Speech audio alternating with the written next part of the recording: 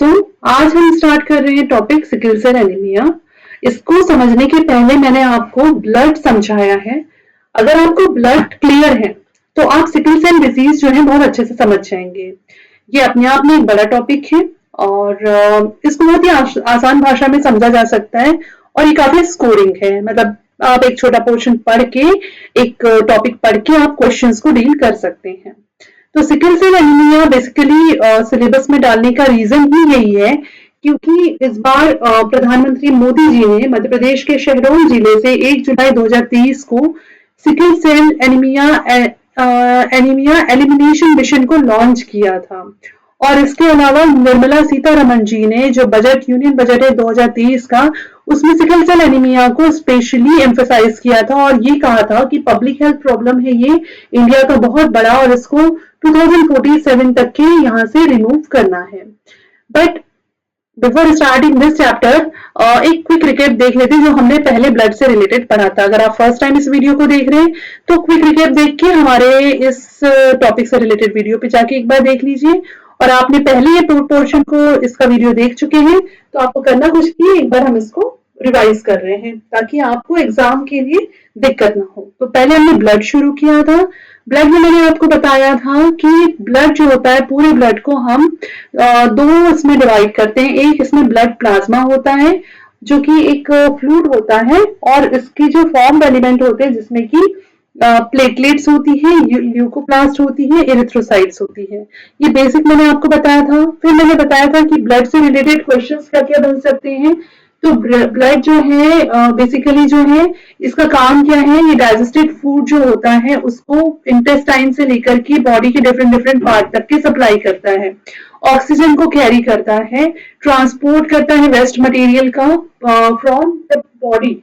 And blood जो है वो लिक्विड फॉर्म में होता है और सेल जो है various kind suspended in it, इसमें अलग अलग तरह की सेल जो है सस्पेंडेड फॉर्म में होती हैं।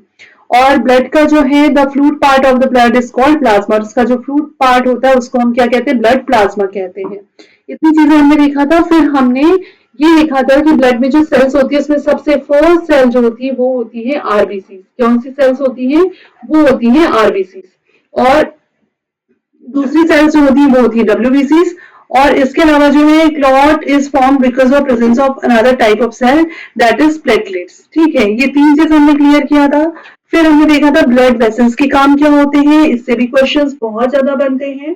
तो ब्लड वेसल्स जो है दो टाइप की बेसिकली होती है। एक होती है ये जैसे आप डायग्राम में देख रहे हो रेड वाली, ये होती है आर्टरीज, और जो ये ब्लू वाली होती है वेन्स। तो डायग्राम देख के आप समझ जाओगे कि जो रेड वाली होती है वो प्योर ब्लड को ट्रांसपोर्ट करती हैं और जो वेन्स होती है वो इम्प्योर ब्लड को ट्रांसपोर्ट करने का काम करती हैं। तो आर्टरीज जो बेसिकली होती है ये अगर हम कहें तो ये ऑक्सीजन को कैरी करेंगी और जो वेन्स है वो कार्बन डाइऑक्साइड को कैरी करेगी। अब देखो इसमें जैसे वेन्स के बारे में दिया हुआ है कि वेन्स जो है ये ब्लड वेसल्स है, कार्बन डाइऑक्साइड को कैरी करती है, ठीक है, इम्प्योर ब्लड को कैरी करती है जो मैंने अभी आपको बताया। और इसमें एक चीज मैंने आपको कहा था याद रखना है कि जो पल्मोनरी वेन्स होती है इसका काम नॉर्मल वेन्स से बिल्कुल अपोजिट होता है। पल्मोनरी वेन्स जो है वो ऑक्सीजन रिच ब्लड को कैरी करती है, मतलब ये प्योर ब्लड को कैरी करती है ना। और वेन्स की वॉल थिन होती है, ये भी पूछता है एग्जाम में किसकी वॉल पतली होती है, तो वेन्स की पतली होती है। और मोटी किसकी होती है, तो आर्टरीज की वॉल जो रहती है मोटी होती है क्योंकि वो इम्प्योर ब्लड को कैरी कर रही है। ऐसे याद रख सकते हो, arteries are the blood vessels that carry oxygen rich blood from heart to all parts of the body. अब इसमें जो पल्मोनरी आर्टरीज होगी इनका फंक्शन भी टोटल अपोजिट होगा। इनका फंक्शन क्या होगा, ये कार्बन डाइऑक्साइड को कैरी करेगी, इट मींस ये इम्प्योर ब्लड को जो है कैरी करेगी। ठीक है, ये याद रखना है आपको।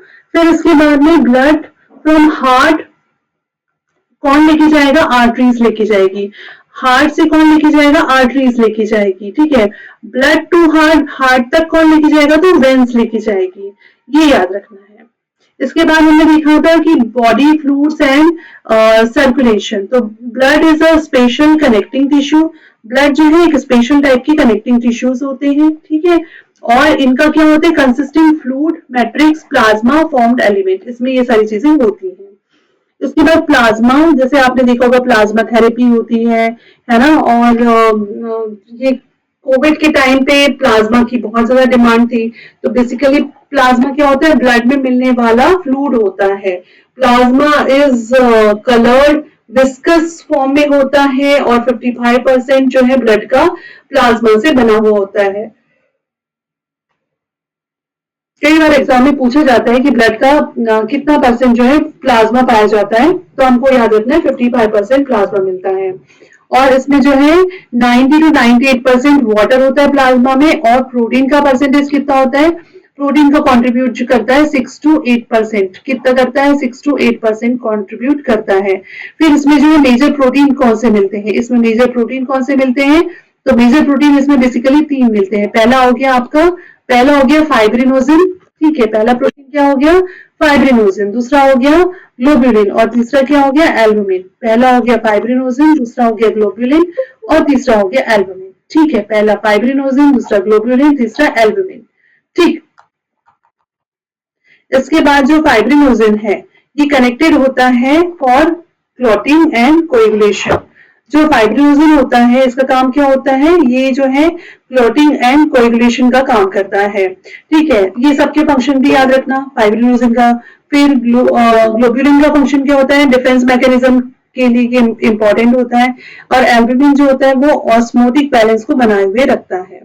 ठीक है, अब प्लाज्मा में क्या क्या मिलता है, तो इसमें हमको मिलेगा sodium, calcium, magnesium, HCO3, chlorine etcetera. ठीक है, ग्लूकोज, अमीनो एसिड, लिपिड, ये सारी चीजें इसमें मिलती हैं।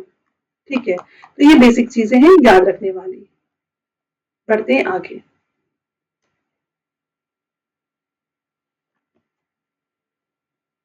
अब इसमें जो फॉर्म्ड एलिमेंट्स होते हैं तो वो क्या होते हैं, एरिथ्रोसाइट्स, ल्यूकोसाइट और प्लेटलेट्स होती हैं।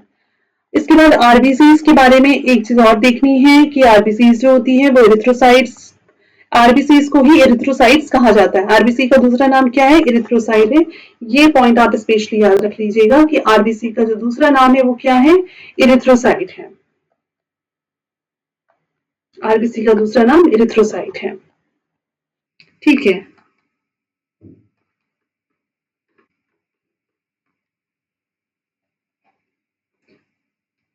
और हेल्दी एडल्ट में जो है 5 मिलियन टू 5.5 मिलियन तक के आरबीसी आपको मिल जाएगी।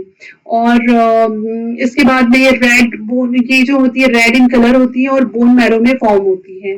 और एक चीज और याद रखना है कि इनमें जो है कॉम्प्लेक्स प्रोटीन मिलते हैं जिसको हम हीमोग्लोबिन कहते हैं। और हीमोग्लोबिन की प्रेजेंस की वजह से ही आयरन कंटेनिंग कॉम्प्लेक्स प्रोटीन का नाम क्या है, हीमोग्लोबिन है। हीमोग्लोबिन में आयरन कंटेन करता है।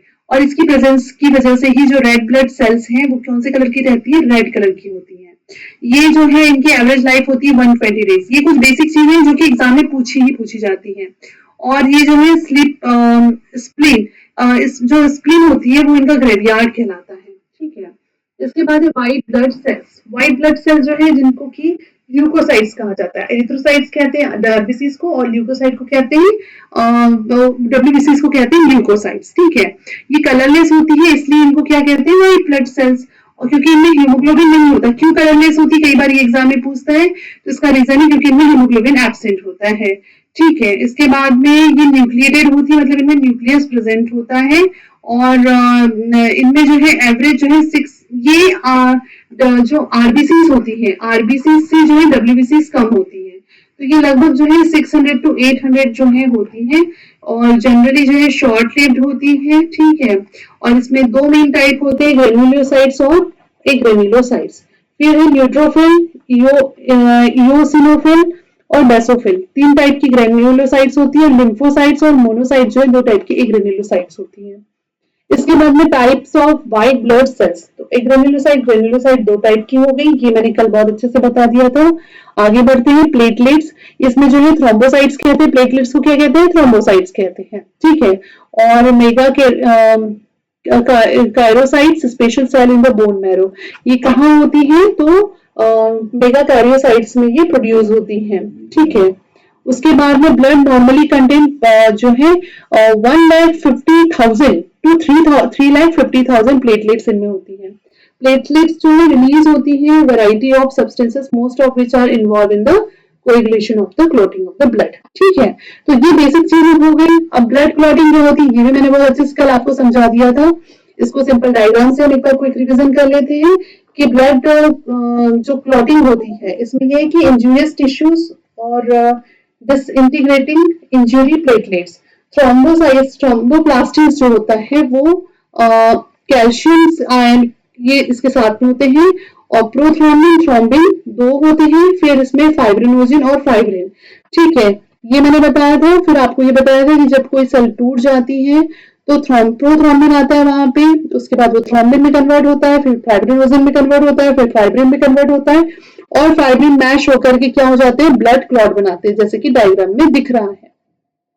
ठीक है, इसके बाद में ब्लड ग्रुप्स हमने कल देख लिया था, जिसमें कि सबसे इम्पोर्टेंट तो ये चार्ट ही है, जिसमें कि हमको बताया गया है कि जो ए ब्लड ग्रुप होता है उसमें एंटीजन जो आरबीसी में प्रेजेंट होते हैं, और एंटीबॉडी, देखो ये भी क्वेश्चन पूछा जाता है कि एंटीजन कहाँ प्रेजेंट होते हैं, तो एंटीजन जो होते हैं वो आरबीसी में प्रेजेंट होते हैं, और जो एंटीबॉडीज होती है वो कहाँ प्रेजेंट होती है, ब्लड प्लाज्मा में प्रेजेंट होती है। ठीक है, तो याद रखना कि जो ब्लड ग्रुप्स हैं उसमें ए बी और ओ होते हैं।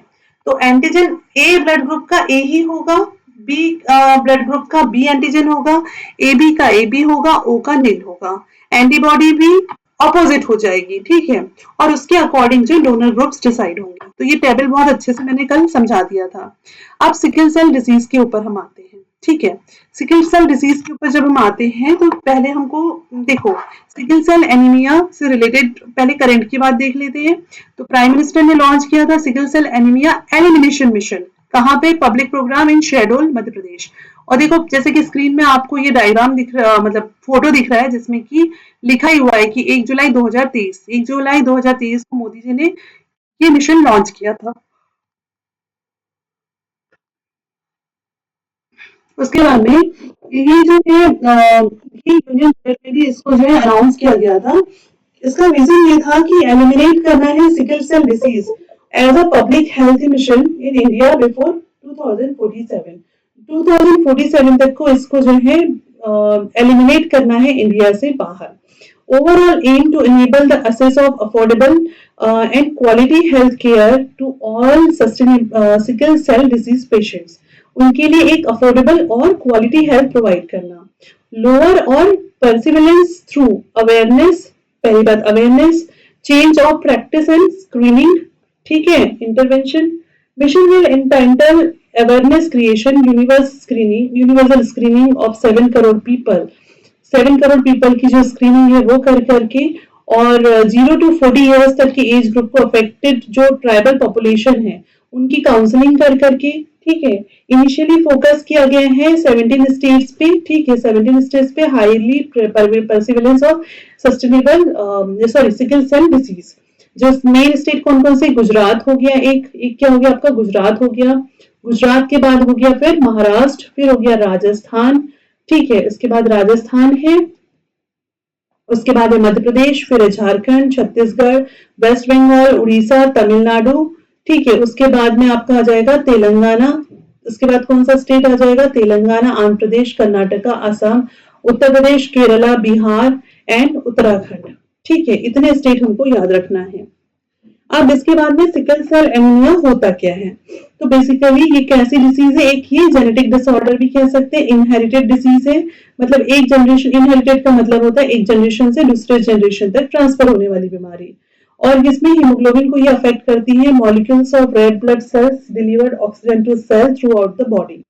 People with this disease have a typical haemoglobin molecule called haemoglobin. ठीक है, and as with can distort red blood cells into sickle and crescent shape। ठीक है, जिन लोगों को ये बीमारी होती है उनके जो हीमोग्लोबिन मॉलिक्यूल होता है, जिसको हीमोग्लोबिन एस कहा जाता है, ये डिस्टॉर्ट हो जाता है। ठीक है, और इसका शेप कैसा हो जाता है, वैसा सिकल शेप का हो जाता है। कौन सा शेप का हो जाता है, वो सिकल शेप का हो जाता है, ऐसे सिकल शेप का हो जाता है। ठीक है, or sickle cell also become rigid and streaky, which can solve a block blood flow.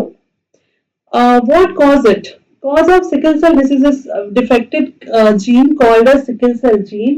Person with the born with the sickle cell disease, one it if two genes are inherited, one from mother and one from father. कैसे होता है? Because ये genetic disorder है, तो एक gene जो है वो मदर से आएगा, किससे आएगा? एक जीन मदर से आएगा, और जो दूसरा जीन है उनका वो किससे आएगा? वो फादर से आएगा। ठीक है, एक जीन मदर से आ रहा है, एक जीन फादर से आ रहा है। तो जो इसमें ये होता है कि पर्सन में सिकल सेल एनीमिया में कि टू जीन्स जो है इनहेरिटेड होते हैं। इसके बाद में सिम्टम्स क्या है इसके? तो सिम्टम्स में ये है कि सबसे पहले तो इसमें जो है बहुत ज्यादा थकान होती है।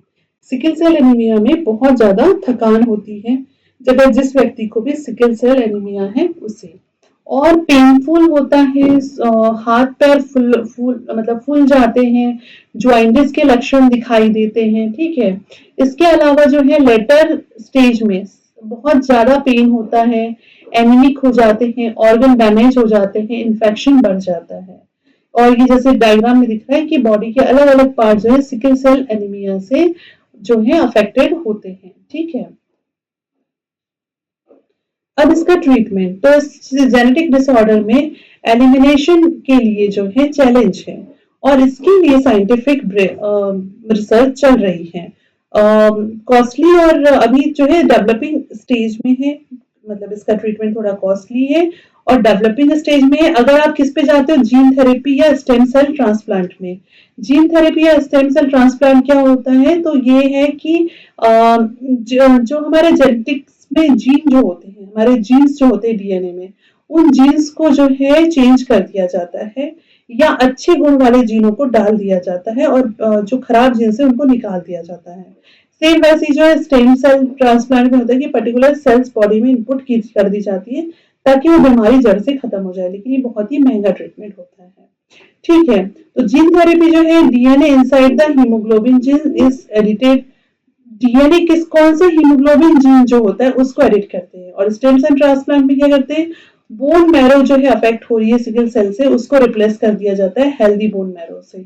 ठीक है, उसके बाद ब्लड ट्रांसफ्यूजन में ये है कि RBCs are removed from the donated blood and given the patient the challenge include the security of donor, fear and safe supply of blood, risk of infection etcetera. इसके बाद में भारत सरकार इसके लिए क्या काम कर रही है?